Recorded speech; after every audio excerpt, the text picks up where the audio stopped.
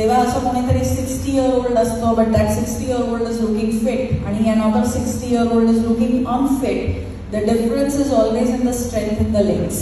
त्यामुळे that is something that we need to work on. So now one more test, sit down. And now put one leg on top of the other, right or left. And now stand up.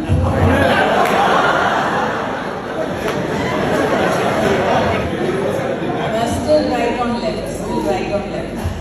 And now slowly lower yourself down. So sit down. Left on right, left on right.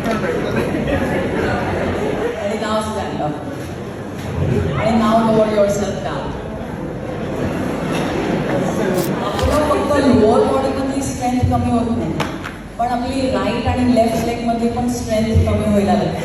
बरोबर. आणि त्यातला difference keeps growing. त्यामुळे नंतर आपण असं चालायचं नसेल.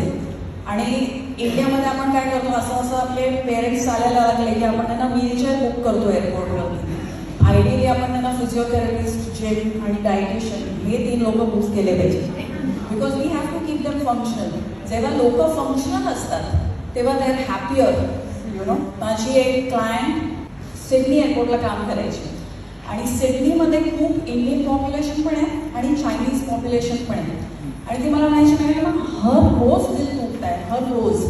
कारण चायना आणि India both care about their parents a lot.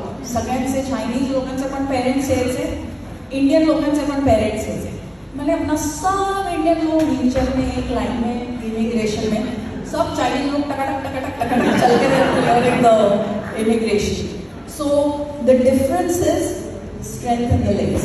And if we are going to live long, I think we have to take care of our body.